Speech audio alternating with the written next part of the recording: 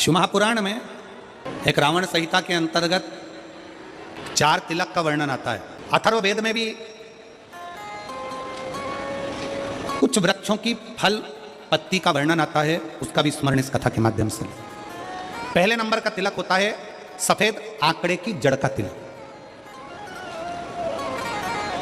सफेद आंकड़े की जड़ का तिलक। सफेद आंकड़े की जड़ देखिए, आप लोगों ने सफेद आंकड़े का पुष्प देखा है? हम आस्था चैनल वालों से भी निवेदन करेंगे कि कथा में जिस तिलक का वर्णन किया जाए उसके पौधे का दर्शन भी कराएं, जिससे लोगों को मार्गदर्शन मिले कि कौन सा पौधा बोला जा रहा है। सफेद आंकड़े की जड़ का तिलक। और यही सफेद आंकड़े की जो जड़ होती है संतान प्राप्ति के लिए तुमरुकेश्वर का नाम लेकर कमर में लाल धागे में बांधा जाता है, जैसा आप लोग पहले कथाओं के माध्यम से श्रवण कर चुके। एक होता है पहले नंबर पर सफेद आंकड़े की जड़ का तिलक। ये क्या काम आता है और किस लिए लगाया जाता है? तो शिव महापुराण की कथा कहती है, जिस दिन आपको लगे कि मुझे इस कार्य के लिए जाना है और ये मेरा कार्य सफल होना चाहिए, ये कार्य मेरा रुक रहा है, इस कार्य में बांधा आ रही है, ये कार्य मेरा अटक रहा है, उस दिन सफेद आंकड़े की जड़ को थोड़ा सा घिसकर और घिसने के बाद उसको अष्ट विनायक में से किसी भी एक विनायक श्री गणेश जी का नाम लेकर अपने मस्तक पर थोड़ा सा तिलक उस सफेद आंकड़े की जड़ का लगाकर चले जाइए। वो कार्य आपका सफल होकर ही रहेगा, भले 8 दिन लग जाएं, 10 दिन लग जाएं, पर सफलता उस कार्य में मिलती जरूर है। पहले नंबर पर आता है सफेद आंकड़े की जड़ का तिलक। दूसरे नंबर पर अपामार्ग की बीज का तिलक।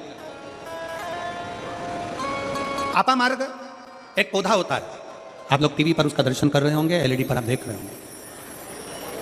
अपामार्ग की जड़ का अर्थात अपामार्ग का जो पौधा होता है उसका जो बीज होता है, जैसे आप ऊपर लगा हुआ देख रहे हैं, इसमें बीज लग रहा है, पौधे को आप लोग देख रहे होंगे टीवी पर, एलईडी पर, एलईडी भी चल रही है, एलईडी पर भी देख रहे होंगे कि ये अपामार्ग का जो पौधा होता है ये आपको आपके घर के आसपास में कहीं पर भी मिल जाएगा, जंगल में मिल जाएगा, आपके घर के पास लगा हुआ मिल जाएगा, या हर कहीं लग जाता है। अपामार्ग का जो पौधा होता है, इसका जो बीज होता है, इसका जो फल होता है, फल में जो बीज होता है, इस बीज को सुखा लिया जाता है, सुखाकर इसको पीस लिया जाता है और पीसकर इसको जहां पर भगवान शंकर का शिवलिंग है, शिवलिंग का जल बहकर जहां से नीचे गिरता है, उसको समझ लें थोड़ा सा, आप लोग ध्यान में आ जाएगा आप लोगों के।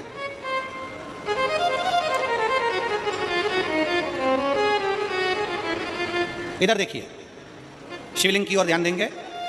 यहां जो व्यासपीठ के सम्मुख में शिवलिंग बना है, यह शिवलिंग, और शिवलिंग के सामने से जो जल बहकर जो जल नीचे की ओर आ रहा है, शिवलिंग के सामने से जल बहकर जो नीचे की ओर आता है, ये जो भाग होता है, इस भाग पर अपामार्ग का जो बीज होता है सूखा हुआ, जिसको आपने पीसा है, उसको यहाँ लगा दिया जाता है, उसी को वापिस लेकर आया जाता है।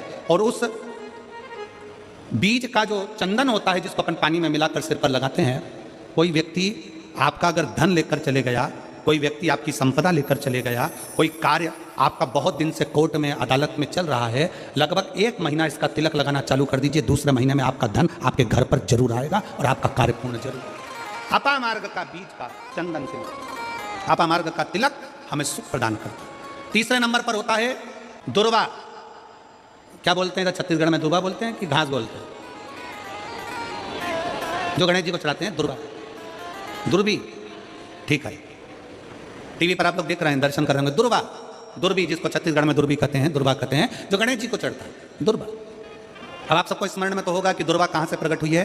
तो शिव महापुराण की कथा में विष्णु पुराण को अगर हम अध्ययन करें तो विष्णु पुराण का स्मरण करेंगे, या कूर्म पुराण को पढ़ेंगे तो उसमें मिलेगा कि भगवान जब सुमेरु पर्वत को मंथन के लिए रखा गया था, तब वो पर्वत नीचे दबता जा रहा था, तब कच्छप भगवान अपनी पीठ पर उस पर्वत को धारण करे थे। कच्छप भगवान जब पीठ पर धारण करे तो समझ लो भगवान नारायण की जंघा पर ही वो पर्वत रखा हुआ था, जिसको घर्षण किया जा रहा था, घर्षण किया। वो पर्वत जैसा जैसा घसा रहा था, रोम गिर रहे थे, उसी रोम की दुर्वा का भाव हमारे शास्त्रों में आता, उसी से दुर्वा की उत्पत्ति मानी। दुर्वा गणेश जी को प्रिय है। और दुर्वा का फल कितना है? दुर्वा का फल, जब एक असुर ने उत्पात मचाया और गणेश जी के पास सूचना गई तो गणेश जी ने उस असुर को निगल लिया। जब देखा, अनायास उस असुर की ओर देखा, तो भगवान गणेश जी ने उसको निगल कर अपने गर्भ में, अपने पेट में उसको धारण कर, अंदर ज्वाला उत्पन्न हुई। भगवान शंकर ने एक दुर्वा गणेश जी को दी, उन्होंने पाई, अंदर बैठा हुआ असुर समाप्त हो गया। पाप कर्म हो, बेकार कर्म हो, गलत कर्म हो, असत्यता हो या कई हमारे हाथों से हमारे द्वारा कोई पाप कर्म यदि हो जाता है, वैसे तो संपूर्ण विश्व में शिव महापुराण की कथा कहती है 4 स्थान पर प्रत्येक व्यक्ति से पाप होता है। पहला, झाड़ू लगाते समय छोटे छोटे जीव मर जाते हैं जिसका पाप माथे चढ़ जाता है। दूसरा, अग्नि जलाते समय छोटे छोटे पतंगे जल जाते हैं जिसका पाप मस्तक पर चढ़ जाता है। तीसरा, जल में कपड़े धोते समय, स्नान करते समय छोटे छोटे जीव मर जाते हैं जिसका पाप माथे चढ़ जाता है। चौथे नंबर का, चलकर जाते समय अपने पांव के नीचे, चप्पल के नीचे छोटे छोटे जीव मर जाते हैं जिसका पाप माथे चढ़ जाता है। शिव महापुराण की कथा कहती है एक दुर्वा शंकर जी को, एक दुर्वा गणेश जी को जब हम समर्पित करते हैं तो हमारे मस्तक का सारा पाप अपने आप समाप्त हो जाता है। दुर्वा में इतना तेज हो दुर्वा।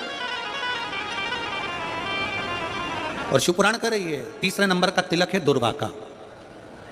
दुर्वा का तिलक, दुर्वा को चढ़ी हुई जब छोटी सी दुर्वा लेकर उसको सूखने के बाद भस्म बनाकर शंकर को चढ़ाकर उस भस्म को लाकर मस्तक पर यदि तिलक लगाया जाए, उस दुर्वा का तिलक यदि मस्तक पर लगाया जाए, कोई व्यक्ति तुमसे कह दिया कि तेरे बस का ये नहीं है, कोई ना कह दिया तू ये सरकारी नौकरी पा ही नहीं सकता, कोई ना कह दिया कि तू ये काम कर ही नहीं सकता, तू मकान बना ही नहीं सकता, कोई ना कह दिया तेरी दुकान चलेगी ही नहीं चाहे कितनी खोल ले, अगर आपका कोई आत्मबल नीचे गिराता है तो 20 दिन तक दुर्वा का तिलक यदि मस्तक पर लगाया जाए तो आत्मबल भी बढ़ता है और कार्य सिद्ध होता है। ये दुर्वा तिलक की महत्व है।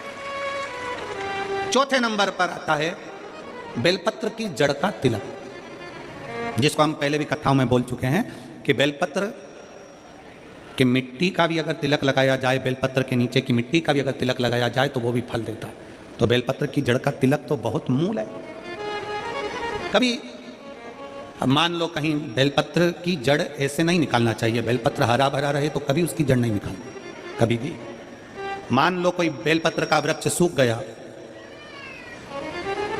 कोई बेलपत्र का वृक्ष अगर सूख गया है, उसकी अगर जड़ मिल गई है तो उसको घिस कर उसका चंदन बनाकर शिव का लेपन कर उस चंदन को अपने मस्तक पर भी धारण कर सकते हैं।